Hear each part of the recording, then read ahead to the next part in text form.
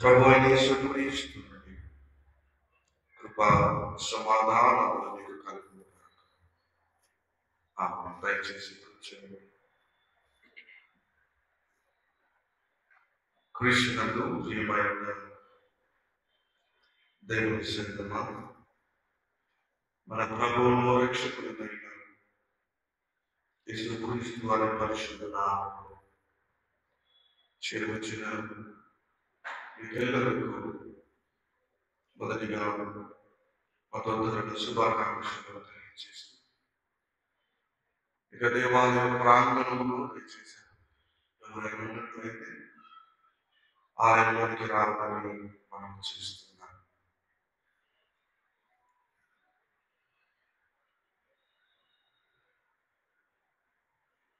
Martin Luther గారి యొక్క జీవితాన్ని బాగా లోతుగా అధ్యయనం చేసినప్పుడు నాకు ఒక ప్రశ్న వచ్చింది. అదేంటి అని అంటే,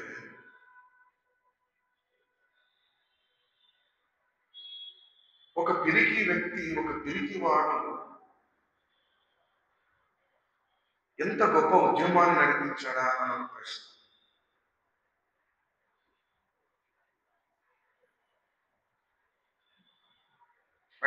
నాకు అదే క్వశ్చన్. ఉరుము చూసి భయపడిన వాడు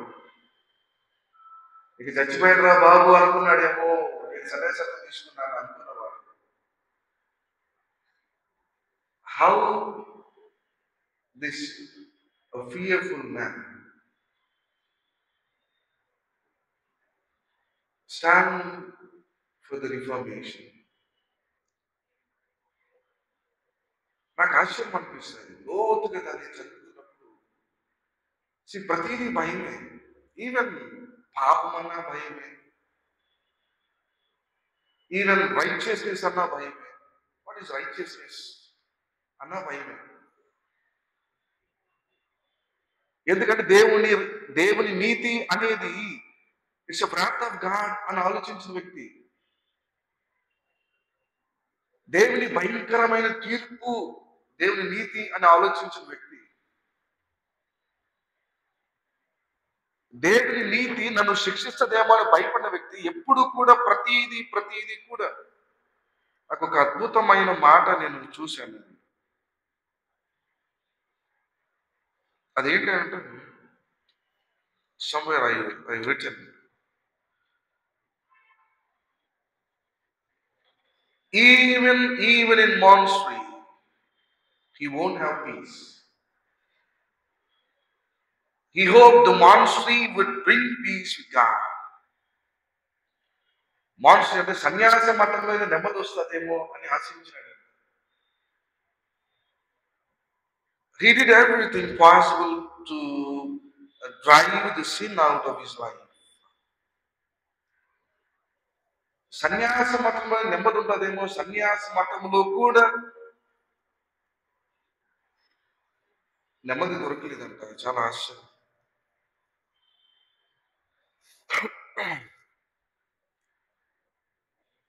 మార్టిన్ లూథర్ గారు రెండు విషయాలు చెప్తారు, the good inclination and the bad inclination. Every person has two characters in his life. ఇది జూయిష్ పీపుల్ నమ్ముతారు, కొత్త విషయం కాదు, వినండి జాగ్రత్త. సేమ్ ఇప్పుడు ఫిలాసాఫికల్, ఇప్పుడు సైకలాజికల్, లేకపోతే ఇప్పుడున్నటువంటి జనరేషన్ కనుక దీనిని రిలీజియన్ కి అవతల ఆలోచించి పాజిటివ్ ఎనర్జీ, నెగటివ్ ఎనర్జీ అని చెప్పినట్లుగా, పాజిటివ్ థింకింగ్, నెగటివ్ థింకింగ్ అని చెప్పినట్లుగా, the good inclination and the bad inclination. ప్రతి వ్యక్తిలో రెండు మనస్తత్వాలు ఉంటాయి. ఒకటి గుడ్ ఇంక్లినేషన్, రెండు బ్యాడ్ ఇంక్లినేషన్. అంటే మంచి చెయ్యాలి అని ప్రేరేపించేటువంటి ఒక తలంపు అయితే, రెండవది చెడు చేయాలని ప్రేరేపించే తలంపు ఒకటి. If your life is filled with the bad inclination, then you will lean towards the badness. అంతే, చిన్న విషయమే. వీడు ఎందుకు కురుడుగా తయారైపోయినాడు, ఎందుకు వీడు ఇంత దరిద్రుడిగా తయారైపోయినాడు ఏంటి అని అంటే, he led by the evil inclination అంతే. ఫర్ ఎగ్జాంపుల్ ఇప్పుడు కూడా ఈ రెండింటి మధ్య ఒక వ్యక్తి పోరాడుతూ ఉంటాడు. ఓ సారీ, నేను దీని లైవ్‌లో ఉన్నాను కదా! ఈ రెండింటి మధ్య ఎప్పుడో ఒక వ్యక్తి పోరాడుతూనే ఉంటాడు. ఒకటి చెడు చెయ్యాలి అనేటువంటి ఆలోచన, 2 మంచి చేయాలనేటువంటి ఆలోచన. ఈ చెడు చేయాలి అనేటువంటి ఆలోచనకు నువ్వు ఎక్కువ తావిస్తే నీ జీవితంలో ఎక్కువ చెడు ప్రభావం ఎక్కువ ఉంటది. లేదు, చెడును నువ్వు అణచివేసి మంచి చేయాలి అనేటువంటి తపనను నీ నీ నీ ఆలోచనలో రేకెత్తించగలిగితే then you'll do the good things in your life.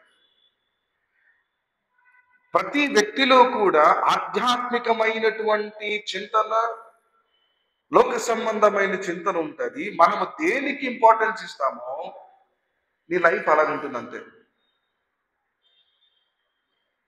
Martin Luther గారి యొక్క జీవితంలో కూడా ఈ భయము లేకపోతే ఆందోళన, ఈ క్వశ్చన్స్ అనేటువంటివి ప్రధానమైన భూమికను పోషించింది. ప్రధానమైన భూమికను పోషించింది. ఈ రోజున అదే నేను జస్ట్ ఇప్పుడే నా ఆలోచనకు వచ్చింది, అది రాసుకుంటున్నాను. వాస్తవానికి నేను చెప్పాలనుకున్న సర్మన్ వేరు, ఇప్పుడు నాకు నడిపింపు వచ్చి చెప్తున్నది సర్మన్ వేరు.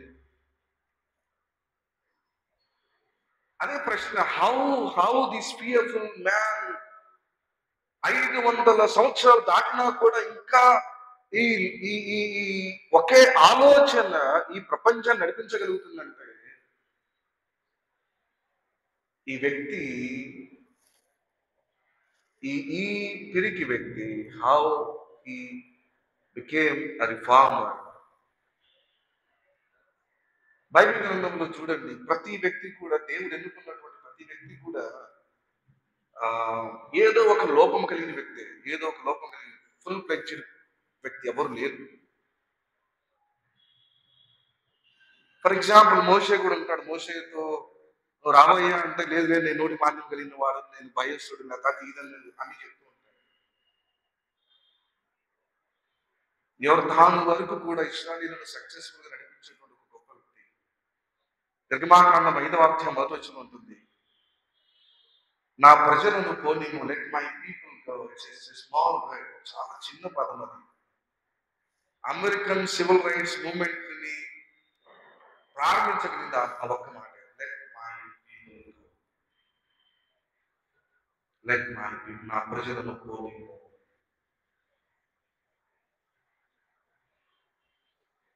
అమెరికా చరిత్రలో ఈ ఒక్క పదము ఎంతో ఎంతో గొప్ప చారిత్రకమైనటువంటి ఉప్పెన తీసుకొచ్చింది. Even the symbol of America, రాజముద్ర కూడా అది ఉంటుందంట. ఒక వ్యక్తిని నడిపిస్తున్నట్లు వెనక ప్రజలు, దట్ మీన్స్ ఆ మోషే వెనక ప్రజలు నడిచి వెళ్ళడం అనేది రాజముద్ర. సమ్వేర్ ఇస్తాడు. ఒక చిన్న పదమే, ఒక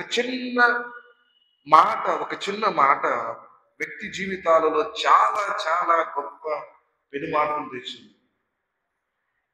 ఈరోజు వాస్తవం జర్మనీలో వచ్చే హాలిడే, జర్మనీలో సెలవు బికాస్ ఆఫ్ రిపబ్లిక్.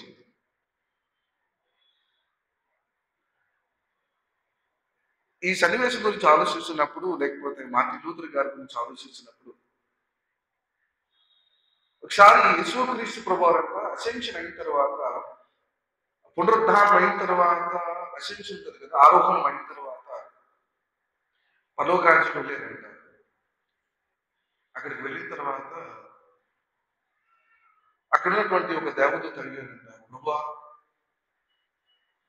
నువ్వు వచ్చావు, మరి కింద నీ స్వార్థ జరుగుతుందా, నువ్వు ప్రారంభించిన పని జరుగుతుందా అని అడిగారు దూత. ఓ ఎస్, అవి జరుగుతుంది అని అన్నాడంట.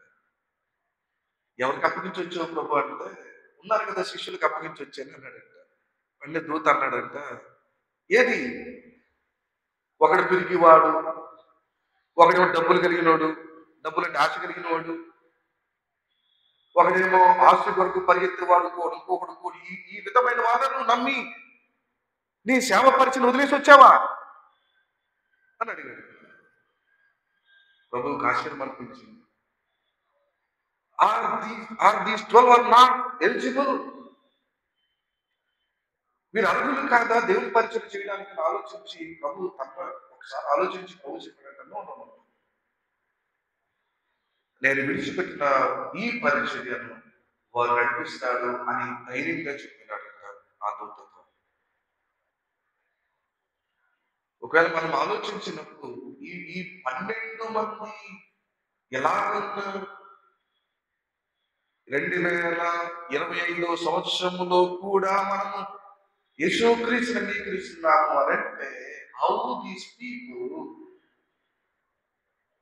Propagated the gospel. ఈ 12 మంది ప్రపంచ చరిత్రను మార్చగలిగినారు అంటే హౌ ఇట్ ఈస్ పాసిబుల్? వివేకానందుడు చెప్పినాడంట, ఏమనంటే, ఈ దేశము నాలాంటి భావజాలం కలిగిన వారు, నాలాంటి ఆలోచనలు కలిగిన వారిని ఒక్క 100 మందిని ఈ దేశము నాకు ఇవ్వగలిగితే ఈ దేశము దశ మార్చేస్తానని చెప్పాడు. నాలాంటి ఆలోచనదారులు, నాలాంటి భావజాలం కలిగిన 100 మందిని ఈ దేశం నాకు ఇవ్వగలిగితే ఈ 100 మందితో ఈ దేశం ఒక దశ మార్చేస్తాను. ఒక క్వశ్చన్ వస్తుంది, 100 మంది లేదా వివేకానందుడు లాంటి భావజాలం, అదే ఆలోచన కలిగిన వారు ఎవరు లేరా 100 మంది ఈ దేశంలో? లేరని చెప్పారు.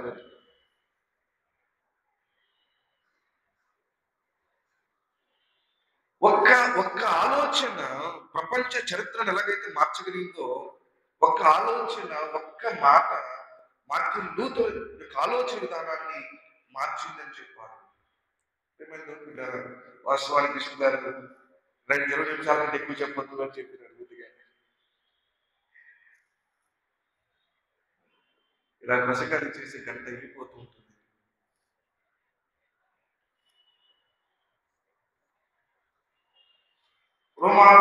రోమిలకు రాసిన పత్రిక 1వ అధ్యాయం 17వ వచనమును చదువుతాను.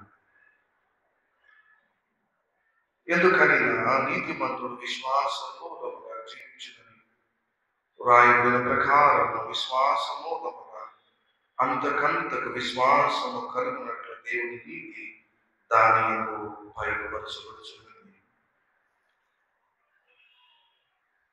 నేనేమని రాసుకున్నానంటే, rereading the scriptures from the lens of Luther. Rereading the scriptures from the lens of Luther. దేవుని వాక్యమును లూథర్ దృక్పథములో చదివితే ఎలా ఉంటుంది? లూథర్ గారి దృక్పథంలో దేవుని వాక్యం చదవాలి. లూథర్ గారి దృక్పథంలో ఒకవేళ ఈ రోమిలకు రాసిన పత్రిక 1వ అధ్యాయం 15వ వచనం మనం చదివితే చాలా లోతైనటువంటి విషయాలు మనకు అర్థమవుతాయి.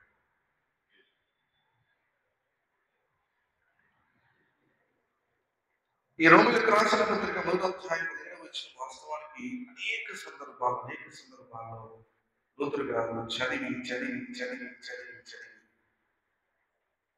చివరికి ఒక ఫైనల్ డెస్టినేషన్, ఫైనల్ తీర్మానం వస్తుంది. దీన్ని ఎలా చదివాడు అనేటువంటి ఒక క్వశ్చన్ వచ్చినప్పుడు 1వ అధ్యాయం 17వ వచనము చివరి నుంచి వద్దాం. లాస్ట్ లైన్ నుంచి ఫస్ట్ లైన్కి వద్దాం. దీన్ని రెండు భాగాలను విభాగిస్తాను. విశ్వాసము కలుగునట్లు దేవుని నీతి దాని యందు బయలుపరచబడుచున్నది. బైబిల్ లేకపోతే అర్థం కాదు, బైబిల్ ఉంటే తెలిసి చూడండి. విశ్వాసము కలుగునట్లు దేవుని నీతి దాని యందు బయలుపరచబడుచున్నది. 2, నీతిమంతుడు విశ్వాసమూలముగా జీవించును. నీతిమంతుడు విశ్వాసమూలముగా జీవించు. ద రైచియస్నెస్ ఆఫ్ గాడ్, దేవుని యొక్క నీతి లేదా దేవుని నీతి. The righteous of God is the green wrath of God. దేవుని నీతి వాస్తవానికి లూథర్ యొక్క దృక్పథంలో ఏంటి అని అంటే, it's a wrath of God. దేవుని నీతి ఒక ఒక ఏమంటారు, శిక్ష లేదా ఒక భయంకరమైన కోపము, భయంకరమైన కోపము, with which he punish the sin. పాపమును శిక్షించేటువంటి ఇది దేవుని నీతి. ఒక భయంకరమైన కోపముతో పాపమును శిక్షించేటువంటిది దేవుని నీతి. ఈ విషయాన్ని లూథర్ గారు తర్వాత ఒక అనుభవంలోకి వచ్చిన తర్వాత చెప్పిన మాట ఏంటంటే, దేవుని నీతి మనకు శిక్ష విధించేది కాదు. దేవుని నీతి శిక్ష విధించేదిగా లూథర్ చూస్తాడు. హిజ్ ఎక్స్పీరియన్స్ ఫస్ట్ లో.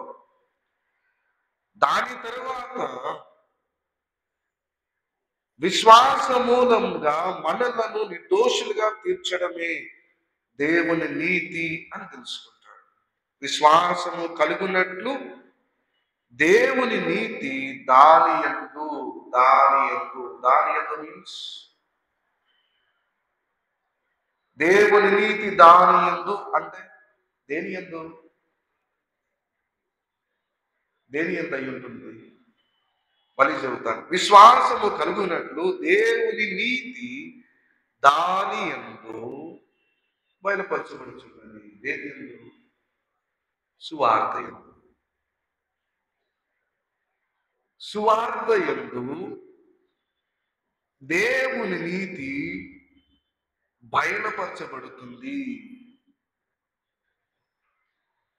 సువార్త యందు the righteous of God revealed in gospel. దేవుని నీతి సువార్తలో బయలుపరచబడుతుంది.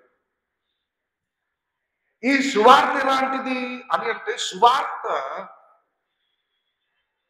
ఇది మనలను వెలివేసేది కాదు. సువార్త అనేది దేవుని శిక్షను, ఉగ్రతను కాక ఆయన రక్షణను, మనుషులను నిర్దోషులుగా పరిగణించే కృపను తెచ్చే సాధనమని గ్రహించున్నాడు.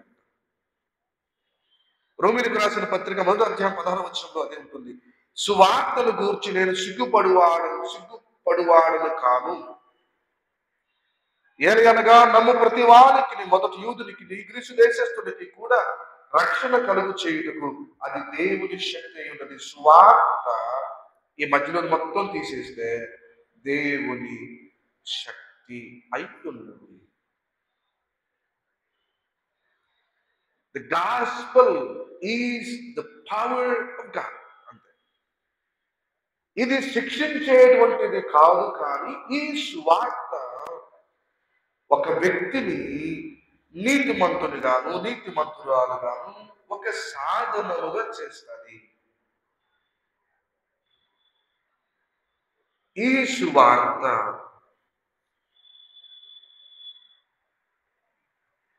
ఇప్పుడు 15వ అధ్యాయము మొదటి భాగం చదువుదాం.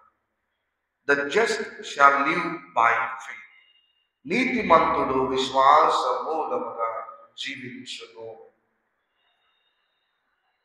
నీతిమంతుడు విశ్వాస మూలముగా జీవించు. దేవుని నీతి శిక్షలు తెచ్చేదిగా చూసినటువంటి లూథర్ జీవితంలో దేవుని నీతి సువార్తలో ప్రస్ఫుటంగా కనబడుతుంది. దేవుని సువార్త దేవుని శిక్షను, దేవుని యొక్క కోపమును తెచ్చేది కాదు, కానీ మనలను విశ్వాసము ద్వారా నీతిమంతులోనికి మనల్ని నడిపిస్తుంది, మనల్ని పరిగణిస్తుంది. ఫైనల్ ఒక కంక్లూజన్కి వచ్చేస్తాడు. ఏంటంటే, the righteousness of God is his grace, not by the grace. వ్రాతను ఎందుకు అంటున్నానంటే, పాపమన్నా కూడా భయమే. పాపము చేస్తే ఏమవుతుందో, ఇది కూడా భయమే లూథర్ గారికి. దేవుడు శిక్షిస్తాడేమో, ఈ శిక్ష అనేటువంటిది కూడా భయమే.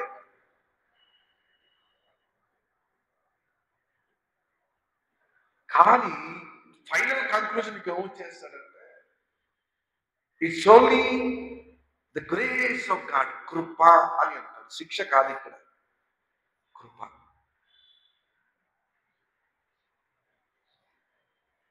దాన్ని indescribable grace of God. Indescribable grace of God. వర్ణించలేని, వివరించలేని కృప. అంతే. కృప ద్వారా మాత్రమే ఒక వ్యక్తి నీతిమంతుడిగా తీర్చబడతాడు. I don't want to go to the history of background of the reformation. ఇది అందరికీ తెలిసిందే. ఇవన్నీ చెప్పుకుంటే చాలా సమయం అయిపోతుంది. మనకి ఇచ్చిన సమయంలో మీకు చెప్పదలిసింది ఒకటి రెండు విషయాలు చెప్తే, ఇంకా లూథర్ గారి ఒక్కొక్క పదం గురించి వివరించుకుంటూ వెళ్తే చాలా సమయం అయిపోతుంది. Only I wind up with in only 1 or 2 words. ప్రియమైన దేవుని బిడ్డలారా, indescribable grace God. అందుకే లూథర్ గారి ఒక కీములో ఇలా రాస్తాడు.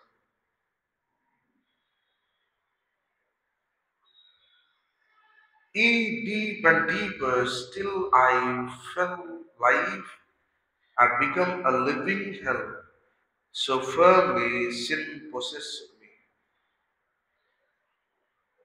లోతైనటువంటి దానిలోనికి నా జీవితము, అది కూడా ఒక జీవించుచున్నటువంటి నరకము అనేటువంటి దానిలోనికి ఈ పాపము నన్ను లోపరుచుకొని తీసుకుని వెళ్తా ఉంది. రోమీయులకు రాసిన పత్రిక 7వ అధ్యాయం 23వ వచనం పౌలు అంటాడు, వేరొక నియమము నా అవయవములో ఉన్నట్టు నాకు కనబడుచున్నది. అది నా మనసునందు, నా శరీరంలో మనసుతో అది పోరాడుతుంది. వేరొక నియమము నా అవయవములో ఉన్నట్టు నాకు కనబడుచున్నది. ఎవ్రీ పర్సన్, ప్రతి వ్యక్తి జీవితంలో ఖచ్చితంగా వేరొక నియమము ఏలుబడి చేస్తూనే ఉంటుంది. ఒకరి జీవితంలో పిరిగితనము కావచ్చు, ఒకరి జీవితంలో పాపము కావచ్చు, ఒకరి జీవితంలో భయము కావచ్చు, ఒకరి జీవితంలో మరొకటి కావచ్చు. ఖచ్చితంగా నేను చెప్తున్నాను, ఏదో ఒకటి పౌలు అదే చెప్తాడు. వేరొక నియమము అంటాడు, నన్ను చెరపట్టి లోపరుచుకొనుచున్నది.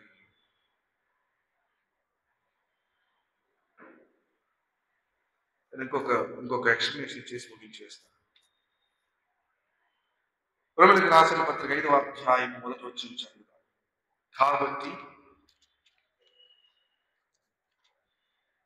విశ్వాస మూలమున మనము నీతిమంతులముగా తీర్చబడి మన ప్రభువైన యేసుక్రీస్తు ద్వారా దేవునితో సమాధానము కలిగి ఉందము. కింద ఫుట్ నోట్లో ఉంటుంది, కలిగి ఉన్నాము.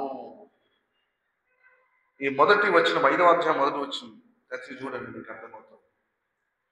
కాబట్టి విశ్వాస మూలమున మనము నీతిమంతులముగా తీర్చబడి, ఇట్స్ పాస్ట్ టెన్స్, నీతిమంతులముగా తీర్చబడి మన ప్రభువైన యేసుక్రీస్తు ద్వారా దేవునితో సమాధానము కలిగి ఉన్నాము. ఆల్రెడీ పాస్ట్ టెన్స్ అయిపోయింది. మనము నీతిమంతులముగా తీర్చబడుతున్నాము కాదు, నీతిమంతులముగా తీర్చబడి దేవునితో సమాధానం పడ్డాము. అంతే, సమాధానము కలిగి ఉన్నాము. ఇది పౌలు మాట్లాడుతూ 9వ వచనంలో, కాబట్టి ఆయన రక్తములన ఇప్పుడు నీతిమంతులముగా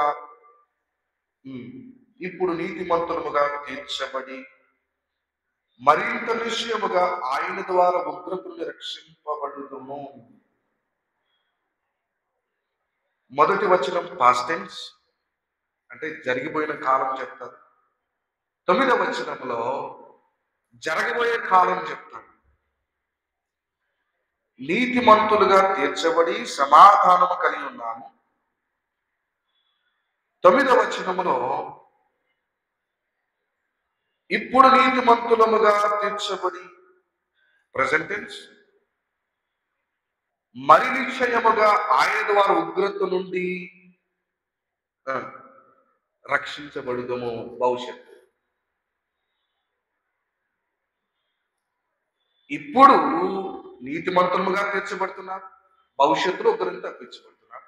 మొదటి వచనంలోనేమో ఆల్రెడీ యేసుక్రీస్తు ప్రభువు ద్వారా విశ్వాసమును బట్టి మనము నీతిమంతులముగా తీర్చబడ్డాము, దేవునితో సమాధానపరచబడిన అనుభవము కలిగి ఉన్నాము. ప్రేమ దేవుని బిడ్డలారా, దీని విషయమే లూథర్ గారు చెప్తాడు. జగత్తు పునాది వేయబడక మునిపే క్రీస్తు ద్వారా తండ్రి అయిన దేవుడు విశ్వాసము ద్వారా నన్ను కుమారునిగా అంగీకరించేశాడు. ఈ పాపం అనేటువంటి బాండేజ్ లో నేను ఇంక ఉండడానికి వీల్లేదు అంటాడు. ఈ బాండేజ్ ఉండడానికి వీల్లేదు. ఆ విషయాన్ని నేను చదువుతాను.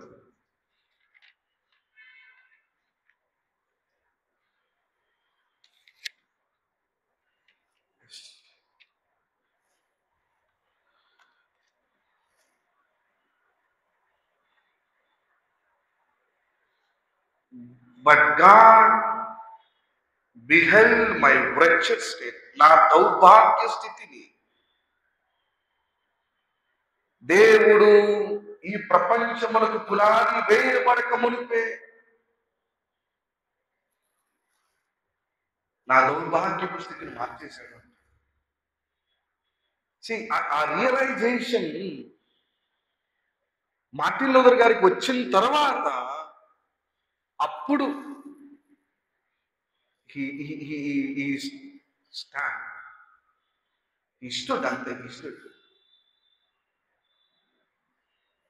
God beheld my wretched state before the world's foundation. అప్పటి వరకు కూడా పాపము, నీతి, శిక్ష, ఉగ్రత, ఈ పదాల మధ్య లూథర్ గారికి జీవితం తిరుగుతుంది.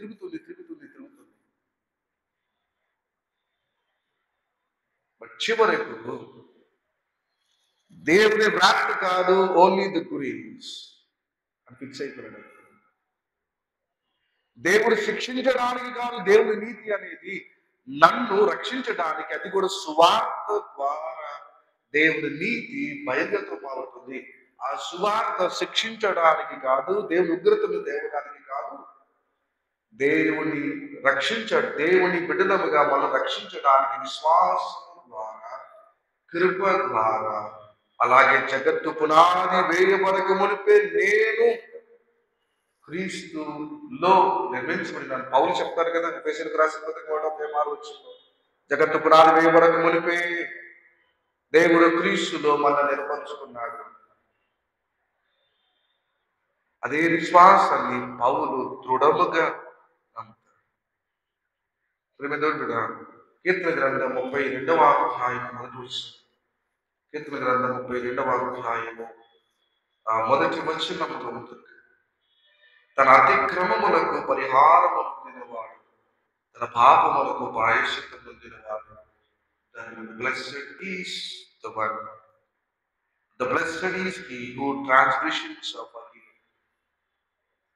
మళ్ళీ చివరిలో rejoice in the Lord and be glad, your righteousness.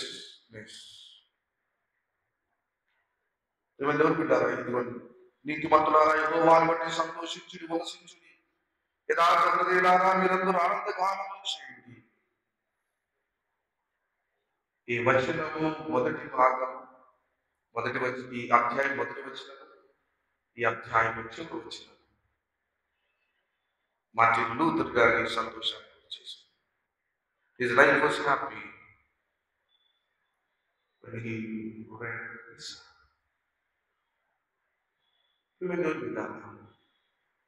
Reformation, మతోద్ధరణ. ఈ రిఫర్మేషన్ అయిన తర్వాత కొంతమంది లూథర్ గారి దగ్గరికి వచ్చి అడిగారంట, ఫాదర్ మీరు శంకుస్థాపన చేయడానికి వచ్చి అని అన్నారు. నేను శంకుస్థాపన చేయడం ఏంటి అంటే, లేదు లేదు మీరు శంకుస్థాపన చేయాలి, మనం చర్చి కడుతున్నాము. ఓ వెరీ గుడ్. ఆ చర్చ్ పేరు ఏంటంటే లూథరన్ చర్చ్. అప్పుడు మార్టిన్ లూథర్ గారు చెప్పిన మాట, నేను నా నా సంఘమును సంస్కరించడానికి వచ్చాను తప్ప I don't want to start a new church in my name. I want to reform my own church, not to start a new church in my name. నా సంఘమును నేను సంస్కరించాలనుకుంటున్నాను, కానీ నా పేరు ఒక సంఘాన్ని కట్టాలని నేను ఆలోచించడం లేదని చెప్పాడు. But people name Lutheran church, but it's not his mission. నా సొంత సంఘంలో నేను బాగుపరచుకోవాలనుకుంటున్నాను, దీన్ని సంస్కరించాలనుకుంటున్నాను. I want to reform my own church, not to start a new church in my name. నా సంఘంలో నేను సంస్కరించుకోవాలనుకుంటున్నాను, అంతేకాని నేను నా పేరున మరొక సంఘంలో ప్రారంభించాలనుకోవట్లేదు.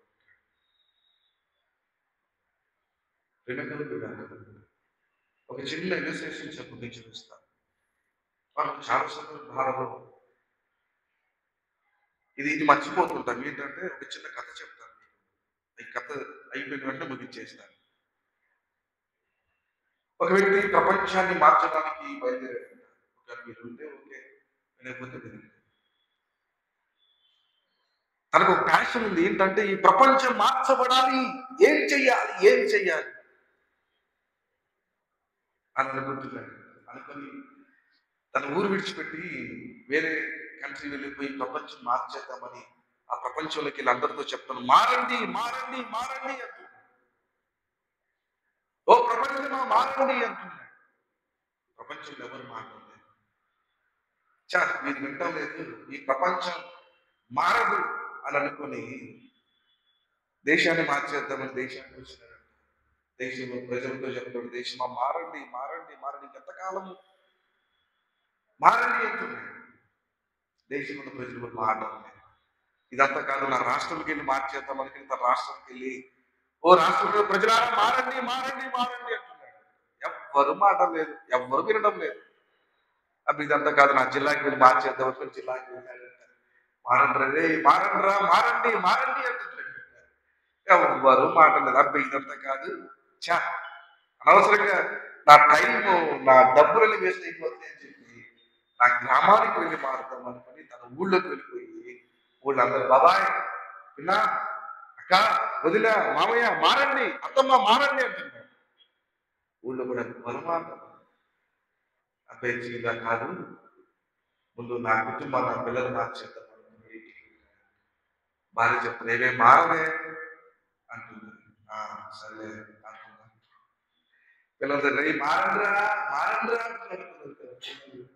సరే నాన్నగారు వాళ్ళు మారలేదు. మీకు ఇప్పుడు జవాబు వచ్చి ఉంటుంటారు కదా. ఒక స్వరం వినిపిస్తుందంట, మొదట నువ్వు మారు, మొదట నేను మారితే నా కుటుంబము నా జీవితం ద్వారా మార్చబడుతుంది. నా కుటుంబము మారితే నా గ్రామం మార్చబడుతుంది. నా గ్రామం మారితే నా జిల్లా మార్చబడుతుంది. నా జిల్లా మారితే నా రాష్ట్రం మార్చబడుతుంది. నా రాష్ట్రం మారితే దేశం మారుతుంది. దేశం మారితే ప్రపంచం. చాలా సులువు మారు, చాలా సందర్భాలలో నువ్వు మారు నువ్వు మారు నువ్వు మారు నువ్వు మారు. వై నేను ఎందుకు మారకూడదు? నేనే మారాలి కదా. నేనే మారితే బాగుంది. ఏమో నా జీవితం ద్వారా ఒక వ్యక్తి ప్రభావితం చెందితే చాలా. Repentance should start from once own self అండి. పశ్చాత్తాపం అనేది నీ స్వీయంగా నీలో నుంచి రావాల్సిందే. It's not something you get somewhere else. కాదు కాదు. లూథర్ గారి జీవితంలో కూడా దిస్ మేడ్ ఎ ట్రాజిడిక్ చేంజ్ అంటే చాలా గొప్ప పెనుమార్పులు తెచ్చేసింది. అప్పటి వరకు లేనటువంటి ఆ మార్పు చావైనా సరే, తన ముందున్నా సరే ఆ చావుకు భయపడకుండా నిలబడగలిగాడు. అదే చెప్తాను, అదే స్టార్టింగ్ లో చెప్పాను. ఉరుముకి భయపడి పరిగెత్తిన వ్యక్తి ప్రతి భయానికి మూలము ఏంటో తెలుసా మీకు? చెప్పండి. ప్రతి భయానికి ఎండింగ్ ఏంటో చెప్పండి. చెప్పండి. చావు. చావే. ప్రతి భయానికి ఎండింగ్ చావే. గోడ ఎక్కుతాం, భయం ఎందుకు? కింద పడతాం, కింద పడితే ఏమవుతుంది? చచ్చిపోతాం. ఉరుము వచ్చింది, ఉరుమొస్తే ఏమవుతుంది? పాము. అది ఒక నా మీద పడితే, ఆ నీ మీద పడితే ఏమవుతుంది? చచ్చిపోతాం. రోగం వచ్చింది, మాస్టర్ గారు చాలా భయంగా ఉందండి. దేనికి భయం? చచ్చిపోతాం. ప్రతి భయానికి మూలం ఎక్కడ తెలుసా? చావు. ఆ చావును నువ్వు అధిగమించగలిగితే దేనికి నువ్వు భయపడవు. నిజం. చావును నువ్వు అధిగమించగలిగితే, చావు అనేది నువ్వు అర్థం చేసుకుంటే, మరణము అనే దాన్ని నువ్వు అర్థం చేసుకుంటే నీకు భయం ఉండదు. దేని గురించి భయం ఉండదు. దాన్ని అధిగమించాడు లూథర్ గారు. దాన్ని అధిగమించాడు. చాలా అద్భుతమైన స్టేట్మెంట్. మరలా చెప్పుకున్నా కూడా అరగలేటువంటి టేప్ రికార్డులా లాగుంటుంది.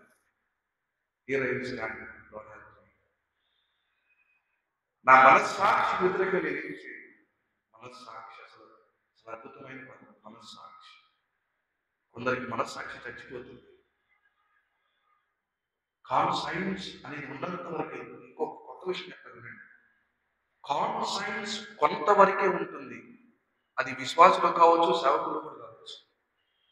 కొంతవరకు మాత్రమే కాన్సైన్స్, మనస్సాక్షి తగ్గిస్తూ ఉంటాడు. ఒక స్టేజ్ దాటిన తర్వాత కాన్సైన్స్ ఉండదు. కాన్సైన్స్ ఉండదు.